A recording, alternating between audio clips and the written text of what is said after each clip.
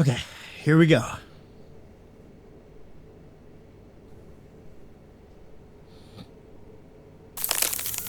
Whoa. I know, it's cool, right? It's something. You wanna know how we do it? I don't know, man. I got dinner cooking and... Oh, come on, man, it's really cool. Fine. Tell me how you did it. All right, so you know how there's a multiverse, right? And there's different versions of us throughout the multiverse? I've heard the stories. Yeah, so I actually just borrow masks from those different versions of me and then just bring it to myself and then this. Well, what happens to the other guy? What do you mean? Well, you say you're borrowing masks, right? From different versions of yourself? Yeah. Well, what happens to the other guy? Huh.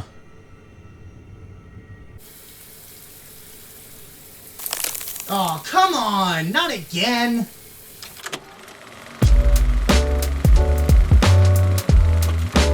Miss Marvel is the newest Marvel series on Disney+, and while her powers don't exactly line up with the comic book version, they still look pretty cool, and just like last week, it's pretty clear that the show uses some 3D modeling to create her powers, but I wanted to see if I could do something similar with 2D compositing. Now, I'll be the first to admit this effect was a giant pain in the ass. I spent 2 days trying to figure it out before I reached out for help, and I got it in the form of Fusion Master Patrick Sterling, who is just super generous with his time and knowledge. He's got an amazing channel all about Fusion that I will have linked below, but for now, let's start building the Miss Marvel power effect. As far as footage is concerned, all you'll need to pull off this effect is a clip of your actor, in this case me, doing whatever it is they'll be doing while using the power, and a clean plate. Make sure to film everything in manual focus though, so your clean plate has the same amount of blur as the background of your actor clip. Bring those clips into your timeline, then trim out the portion of the clips where your actor will actually be using the effect. In order for this effect to work, we're gonna need to isolate the arm that we'll be applying the effect to. Now, we could do this in Fusion, but that requires a lot of rotoscoping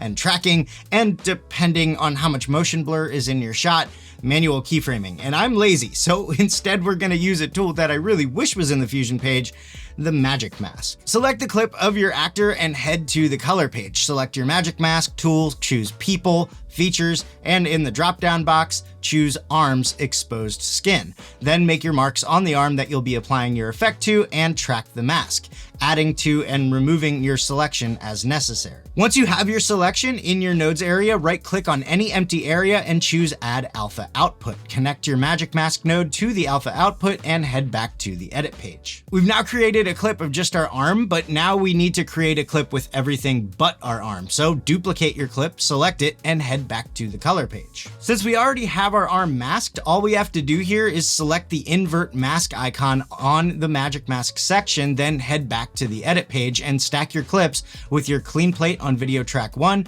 your clip without your arm on video track 2, and the clip of just your arm on video track 3. Finally, create a Fusion clip out of those clips and head to the Fusion page. Now, before we get into our Fusion composition, I want to take a second and let you know that I used a few effects that aren't native to Davinci Resolve in order to create this, namely a Fractal Noise effect, which is basically a more powerful version of fast noise, a glass effect, which is similar to displace, and the Proto V2 effect from Patrick Sterling, who I mentioned earlier in this video. I'll have them all linked below. Fractal Noise and Glass are both paid effects with similar native effects in Davinci Resolve.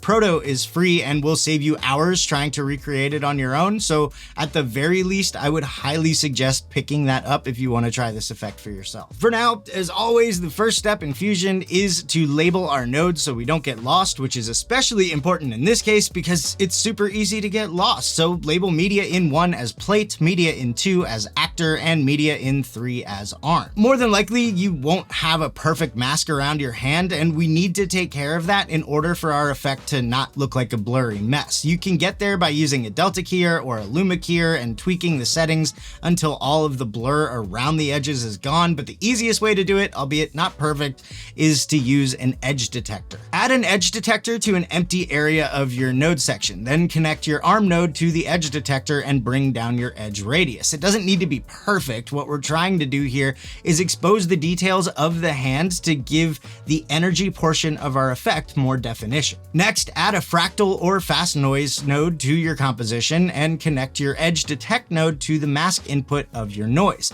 This will restrict the noise to the area where your arm is. Change the color of your noise to whatever colors you want. In this case, we'll be using pink and blue to resemble the colors in the show, then tweak the noise settings until you get the look that you want. Next, we'll add our glass effect to our noise, connect our edge detect node to the source input, and tweak the settings until we get more of a 3D look. What we're going for here is to have it look like the noise is swirling around inside of our hand.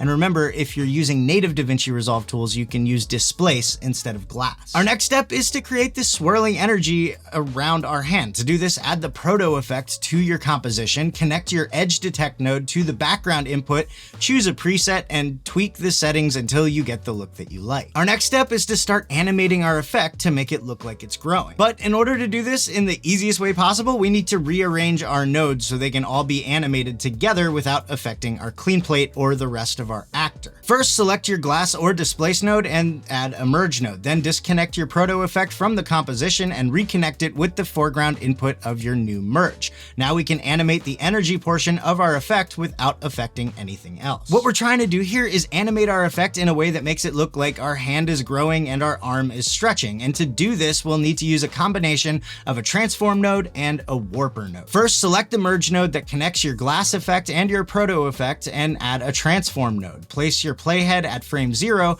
and set a keyframe for your size and center. Then move your playhead to frame 12, change your size to somewhere around 2.0 and change your center position so your effect is roughly in the same position as the rest of your arm. Then with your transform node selected, add a warper node composition and set it to animate. Then place your playhead on frame 12. Set control points to keep the hand portion of your effect still, then reshape your arm portion of your effect so that it's the same width as your original arm. Then place your playhead at frame 0 and do the same. The energy portion of our effect is animated, but we need to animate our arm so it grows as well. Select your transform node and your warper node, then copy and paste them into an empty section of your node area, then connect your arm node to the input of your transform node and the output of your warper node to the foreground of the merge node that connects your arm to the main composition. Now our arm and our energy effect are both animated, but it still doesn't look like this is actually our arm. To fix this, we'll add a merge node after the merge node that connects our actor to the composition,